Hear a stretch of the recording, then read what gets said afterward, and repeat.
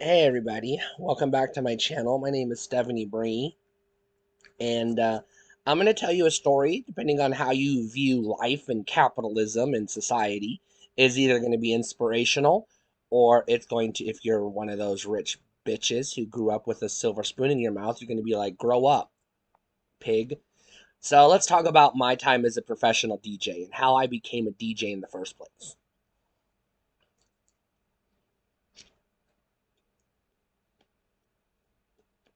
I grew up poor, dirt ass poor. And I'm going to be honest with you, even as a grown ass adult with a full time job, I'm still dirt ass poor. So I got into music like most people at an early age. I started with band in sixth grade. They had us learning how to play the recorder and hot cross buns, etc. Mary had a little lamb, you know the drill.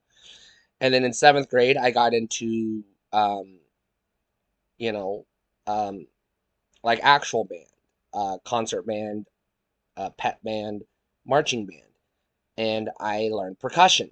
I was a drummer. In pet band, I was the one at the basketball games beating the drum set during the brief moments we were allowed to burst our interpretations of random pop tunes from the past. Mostly We Will Rock You, the Hey song, etc. The songs pet bands play. In concert band, I was on the drum line. Sometimes I was manning the tubular bells. Sometimes I was manning the xylophones. Sometimes it was the kettle drums. Sometimes it was the bass drum. But most of the time it was the snare drum. And so I had a drum set at home, partial drum set. Now, I have to be specific, partial. Why? Because I'm poor. So how did I get a drum set? Um, this is going to be a long video. This is a long journey.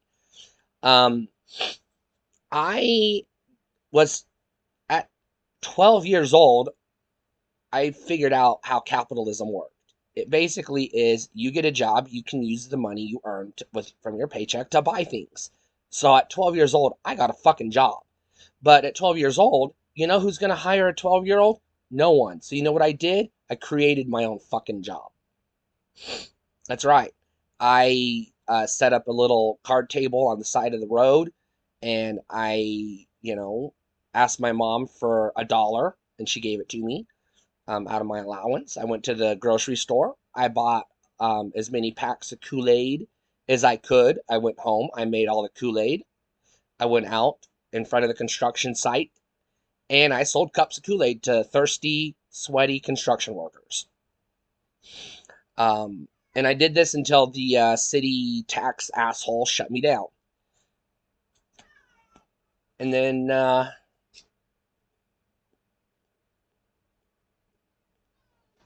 I decided I still wanted money, but I still couldn't get a regular old job. So I used to walk up and down the street knocking on people's doors saying, "Hey, do you have work for me? I'll clean your gutters, I'll mow your lawn, I'll pull weeds out of your garden, whatever needs done. Shovel snow, rake leaves, whatever." And that's what I did.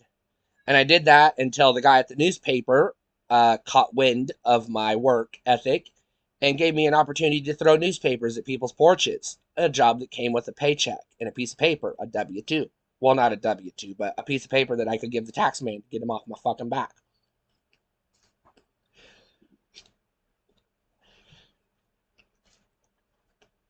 So, using the money that I earned, selling newspapers or throwing newspapers, I guess, and raking leaves and shoveling snow and pulling weeds, etc., etc. Um, I went into Kmart. This was 1996. This was August 1996. And I really desperately wanted a Nintendo 64. I was dying to get my hands on an N64. Up to this point, all I had was an NES that I got in 1989, which I had to share with my sisters. It was the one present we got that year, and my mom had help from her friends at work to buy it. And I had a Sega Genesis I got in 1994 that my mom got, at a discount. because it was 1994. The Saturn was coming out. The Genesis was heavily discounted and was, on its way out.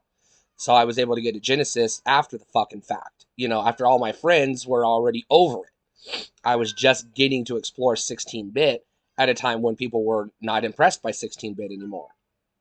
But I didn't care. I was happy to have my fucking Genesis. And then, so I desperately wanted something for once in my life to have the cool new toy. So I worked my ass off saving up my money to go to Kmart and put a Nintendo 64 on layaway so I can make weekly payments and pick it up on launch day when it was available, which I did. I went into Kmart, made my final payment. I put it in the car. My dad drove me home, was on the way home. He said, hey, let's swing by the pawn shop. He wanted to get, I don't know, a drill or some tool or something because my dad was a mechanic.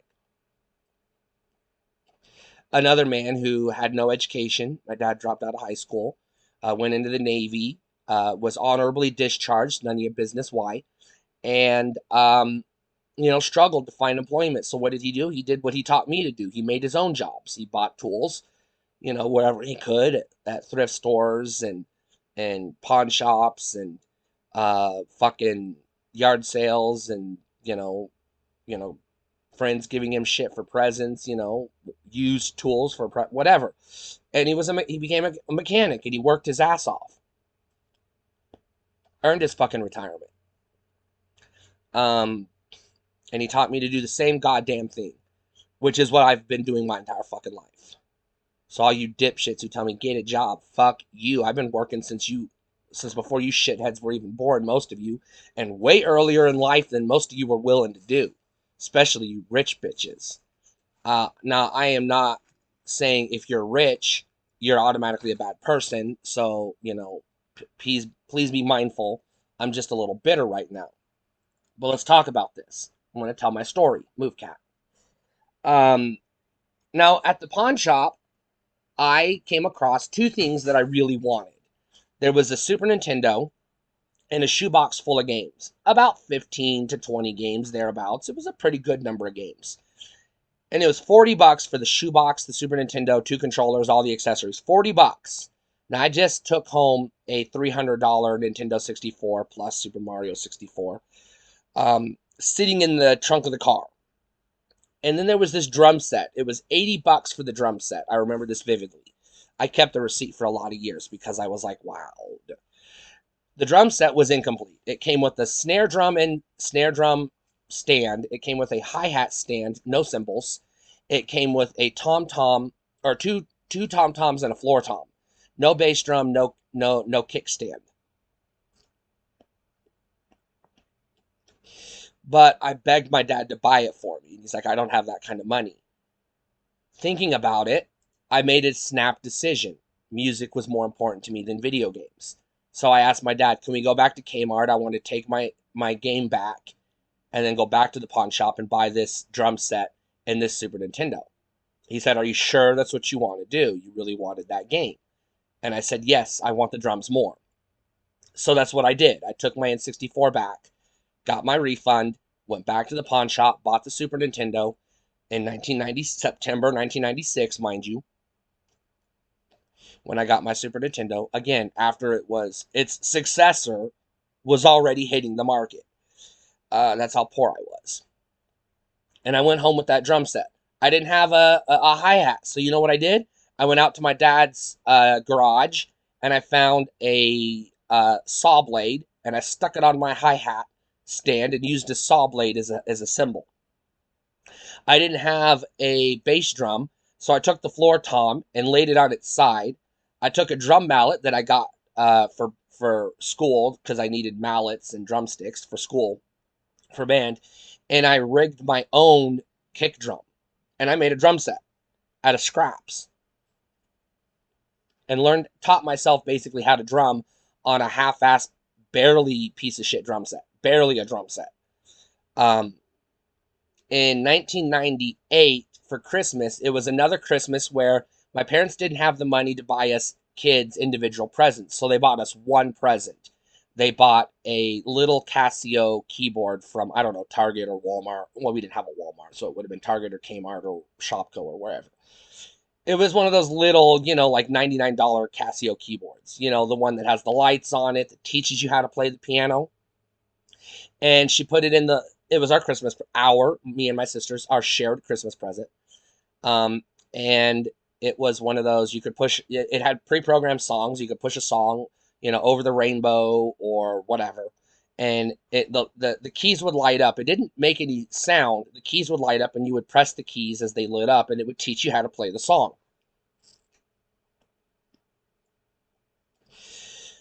And it had some pre-programmed drum kits. It had some different, like, tones. You could push a button and it would change the sound from piano to, like, table saws, or cars or whatever. And because I was still in band and music appreciation and productions and all those fun classes, and now in high school, I was like, I want to make music. I still had my pieces of a drum set, and now I had a keyboard. I was like, fuck yeah. I was into techno and hip hop music, and I was like, I'm gonna make some fucking music. And I had a tape deck with a cassette, with a microphone input, so I could record songs.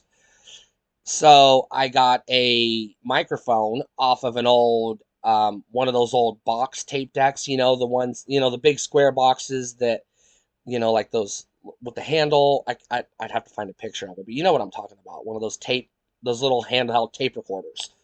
And I took the microphone from that, plugged it into my little rig, and just, walking around the neighborhood. I lived in a poor neighborhood.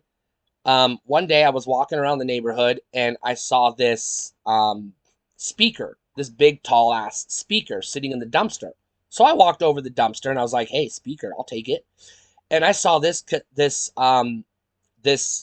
stereo console in the trash. So I took it home, cleaned the spiders out of it, dusted it off, took it apart, cleaned it up, put it back together. It had a record player on top. So this is how I got my first turntable. This is important to the story. It had dual cassettes, cassette A for playback, cassette B for recording, so you could play back cassette A and record on cassette B. It had an AM/FM tuner. It had a equalizer. This is important. And on the back, it had two RCA audio outs for the speakers. So the speakers had to have RCA plugs, which they did. And then it had two RCA inputs for the auxiliary. Also for the phonograph, the record player was hooked up to it. So I was like, okay, so I can play music from the record and I could record that to the cassette. But I had these two RCA inputs. So, I was working, at a restaurant in town. I was a busser after school, selling my comic books at the local, I'm going to say local store. This was a small town. We didn't have it wasn't a video store. It was more like a gift shop that rented videotapes, but also sold, like, trinkets and jewelry and candles and all that stuff. It was like, the town store.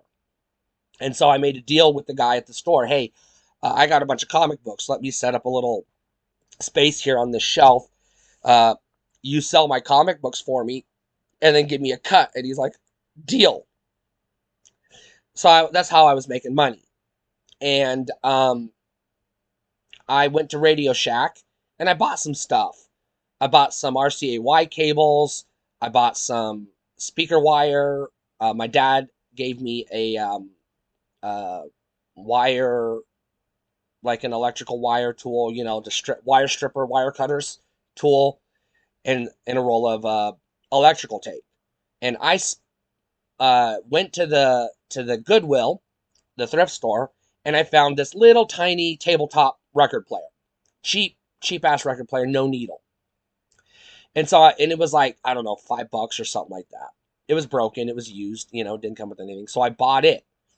So I took it home and I rigged my own dual turntable setup using this machine.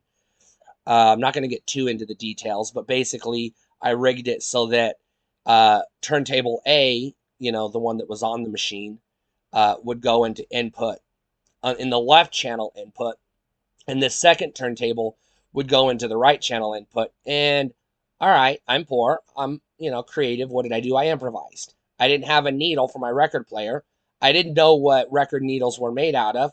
So I went to my mom's sewing kit, pulled out the thinnest sewing needle I could find, stuck it in the arm of the record player, and used that as a needle. Not smart, but I needed something to be able to get sound from those records.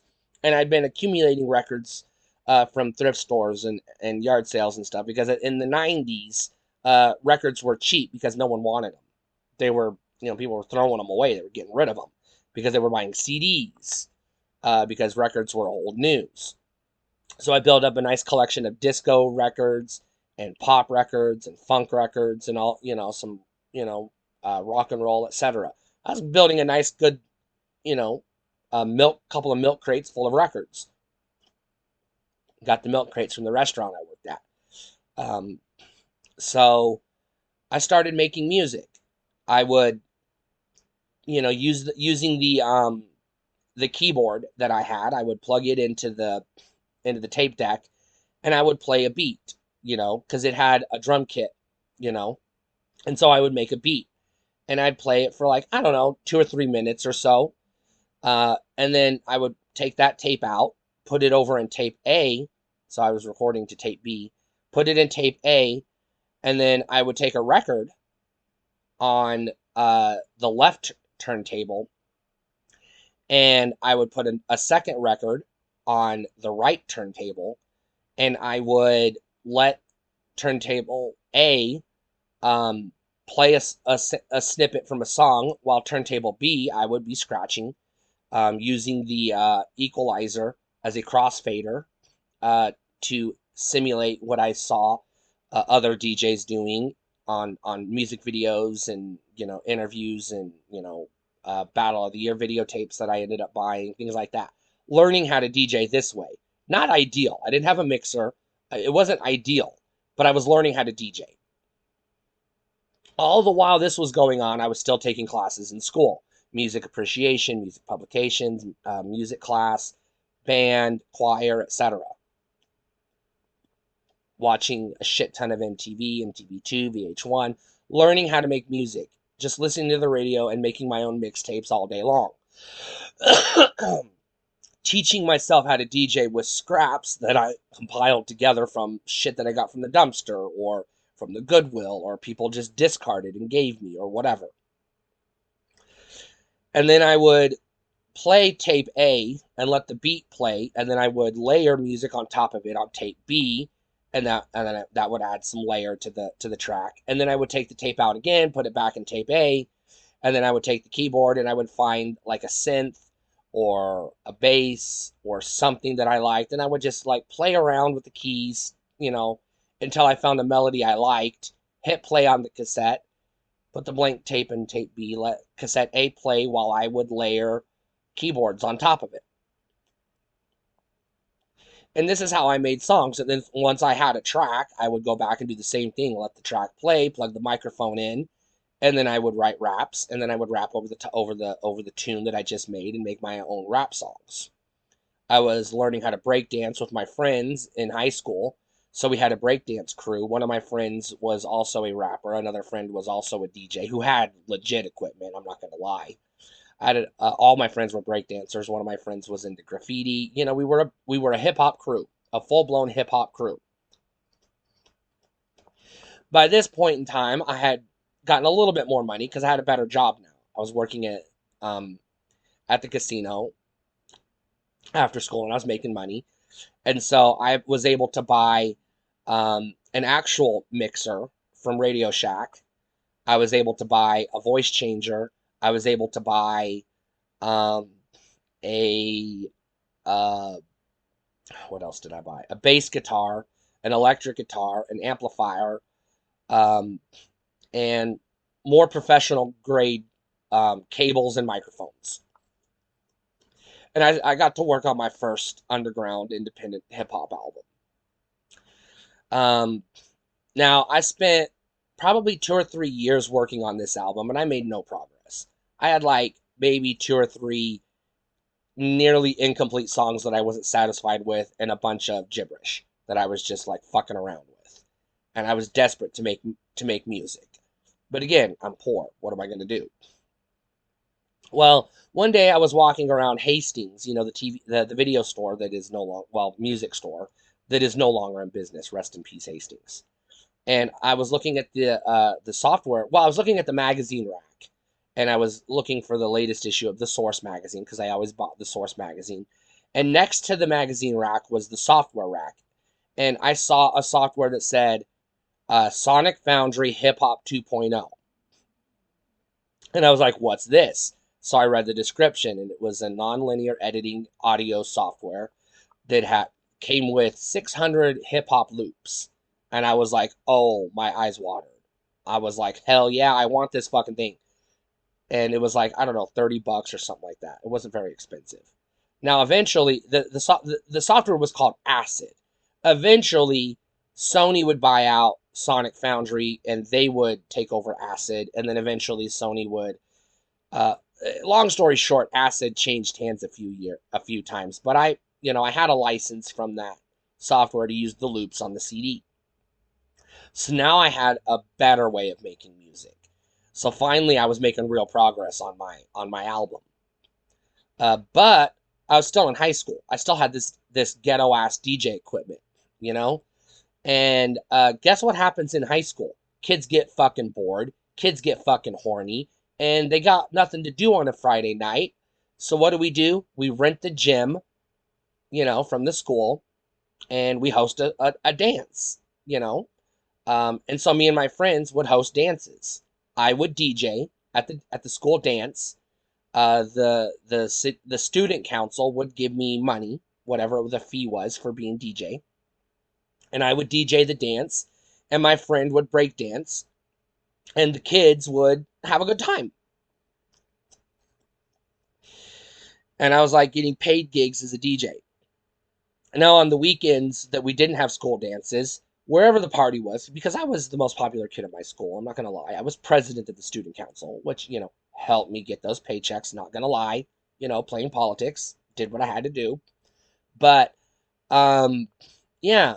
So I would be like, I knew where the party was, so I would go to whoever's house it was, and I'd bring my ghetto ass equipment, and I'd set up, and I would spin the records and make some tunes and do some rapping, and my other friends would get on the mic and they would rap, and kids in the audience would be like, let's battle, and then they would trade the mic back and forth, and we had a good fucking ass time.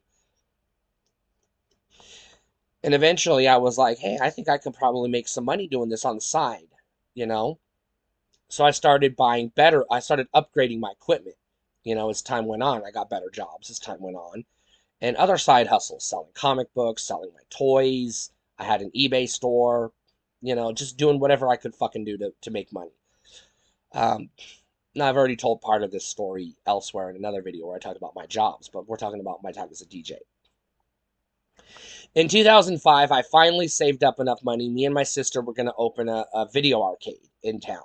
We had the money, we had a location, we were ready to go. But my sister got cold feet. She got a job at the mall, scamming people out of their money to take surveys at the mall. Which, good for her. She was a hustler just like I was. She was making her dollar bills. Don't fault her for that. And decided she could make more money hustling people at the mall than she ever could dropping quarters in a Pac-Man machine, because arcades were pretty much a thing of the past at this point. So we abandoned our dream to open a video arcade, but we had all this money. She used her share of the money to buy, like, girl things, lava lamps and, makeup, and she got, electric guitar and clothes and jewelry, etc. And I upgraded my equipment. I went to the state that I was living in at the time. I formed a limited liability corporation. I got a business license from the state, and a piece of a tax ID number, basically. Went to the bank, opened up a business bank account using my newfound documentation, and in the big ass walk-in closet my sister had in our apartment that we shared, 2-bedroom apartment. She had this big ass walk-in closet. She's like, hey, you can use my space. I converted it into a record studio. And I started, going to clubs, walking the streets, talking to people. You know, I worked at Pizza Hut, so I was talking to people, basically kept my ear to the street, as they say, looking for other people who had musical aspirations, you know, rappers, singers, guitarists, DJs, whatever. And I started a record studio, and I got two local artists to agree to record tracks with me. I'm not going to tell the rest of this story, but I'm going to cut forward. And the reason why I'm going to do that is because I'm just going to say there was some hanky panky involving my sister. I got into a physical fight with one of the guys. Cops were called. Business relationships ended.